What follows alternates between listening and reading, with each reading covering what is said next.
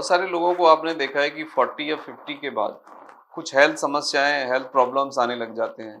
जैसे कि कॉमनली आप देखेंगे किसी को ओबेसिटी आ गया, किसी को डायबिटीज़ हो गई, किसी को ब्लड प्रेशर हो गया, किसी को डिप्रेशन हो गया, किसी को माइग्रेन आ गया, किसी को एंजाइटी की प्रॉब्लम होगी और भी बहुत सारी प्रॉब्लम्स हैं जो आप देखते हैं। क्या इनसे बचा जा सकता है? बिल्कुल बचा जा सकता है।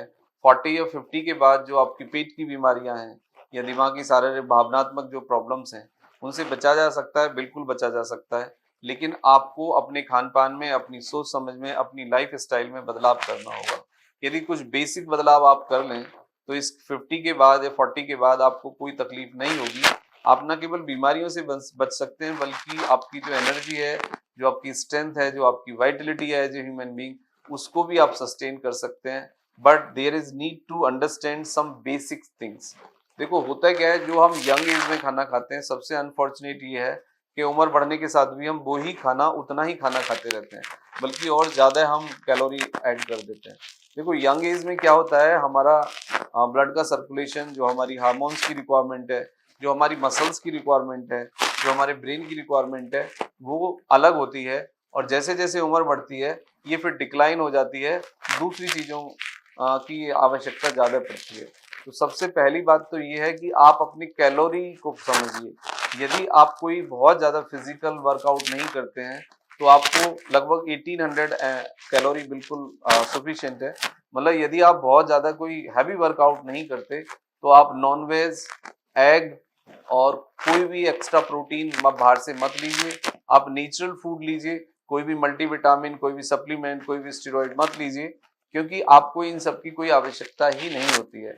बॉडी को यदि आप समझें तो 72 से 75% हमें लिक्विड डाइट चाहिए और 20% हमें सॉलिड डाइट चाहिए। तो ये जो प्लेट है, ये जो कॉम्बिनेशन है, इसको आपको समझना होगा। सबसे पहले आपका फूड है। फूड में आप हैवी फूड को कम करिए। वेजिटेबल्स, फ्रूट्स, फाइबर रिच खाना आप प्रमोट करिए। Packed food, junk food, alcohol, smoking, ये सब बंद कर दीजिए और आप अपने खाने में फ्रूट्स एंड वेजिटेबल्स यानी red and green fruits and vegetables शामिल करिए और एक्सरसाइज स्टार्ट करिए। एक्सरसाइज में आप वॉकिंग कर सकते हैं, आप मेडिटेशन कर सकते हैं, प्राणायाम कर सकते हैं, स्ट्रेचिंग कर सकते हैं, योग अभ्यास कर सकते हैं, साइकिलिंग कर सकते हैं। ये आपके लिए एक अच्छा एक्सरसाइज का ऑप्शन होगा। स्लीप की क्वालिटी पे काम करिए। आप अपनी स्लीप की क्वालिटी को इनहांस करिए। 7 to 8 आवर्स अच्छी स्लीप आपके लिए जरूरी है, जिससे कि आपको एजिंग डिसीज और मेटाबॉलिक प्रॉब्लम्स कम होंगी और आपका बीमार होने का रिस्क भी कम हो जाएगा। कुछ एजिंग कॉम्प्लिकेशंस हो सकते हैं, जैसे कि कुछ लोगों को ऑस्टियोपोरोसिस, कुछ लोगों को आर्थराइटिस आ जाता है, कुछ लोगों को जोड़ों में स्टिफनेस बहुत आ जाती है। ये सब कुछ देखा जाता है। और जैसे जैसे हमारी उम्र बढ़ती है तो हमारा टेस्टोस्टेरोन हर साल 1% यानी हर साल हमारी जो स्ट्रेंथ है वो 1% कम होने लग जाती है 48 या 50 के बाद। तो उसको भी हमें समझना होगा। सेक्सुअल जो लाइफ है उसको भी हमें प्रॉपरली ठीक करना होगा। मतलब अब जो सेक्सुअल स्ट्रेंथ है वो आपकी थोड़ी कम होगी, तो आप 3 डेज में एक बार सेक्स करें या हफ्ते में एक से 2 बार sex, that is good for you.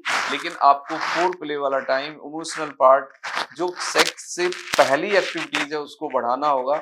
यानी प्री एंड पोस्ट सेक्स जो आपका कनेक्शन है, जो इन्वॉल्वमेंट है, वो बहुत इंपॉर्टेंट है, क्योंकि यंग एज में हमें बहुत ज़्यादा फोर प्ले की ज़रूरत नहीं पड़ती सेक्सुअल परफॉर्मेंस के लिए। लेकिन जैसे जैसे हम एजिंग पे जाते हैं तो हमें सेक्स को, मतलब अच्छे एजैकुलेशन के लिए, अच्छे सेक्सुअल परफॉर्मेंस के लिए हमें फोर प्ले की pre and after sex connectivity की बहुत ज़्यादा ज़रूरत पड़ती है।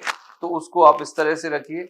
हार्मोन्स के सिक्रीशन को समझने के लिए आप अपने फूड के अंदर 4 बादाम और 4 अखरोट, 4 खजूर ये ऐड कर सकते हैं, हनी ऐड कर सकते हैं, ओट्स मील ऐड कर सकते हैं। ये आपको फायदा देगा। फ्रूट्स में आप एप्पल और आप पपैया और अमरूद ऐड कर सकते हैं, that is also very good. आपको ये भी फिर फायदा देगा।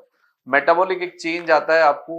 मेटाबॉलिक चेंज का मतलब है कि कुछ लोगों को ब्लोटिंग होता है, कुछ लोगों को गैस बनता है, कुछ लोगों को पेट फूलता है, कुछ लोगों को कब्ज आ जाता है, कुछ लोगों को देखेंगे पाइल्स फिशर यानी एनोरेक्टल प्रॉब्लम्स आ जाते हैं। तो इन सबको डील करने के लिए भी जरूरी है कि आपको बहुत ज्यादा एसिड फॉर्मेशन ना हो और आपको कॉन्स्टिपेशन ना हो। तो आप अपने फूड का चुनाव सावधानी से करिए आप अपने फूड को उस तरह का रखिए कि जिससे आपको कॉन्स्टिपेटेड आप फील ना करें।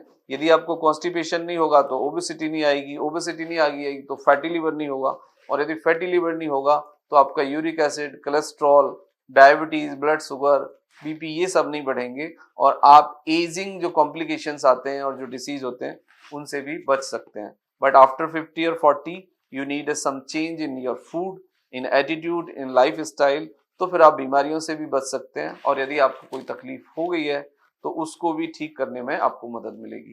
Thank you very much and take care yourself.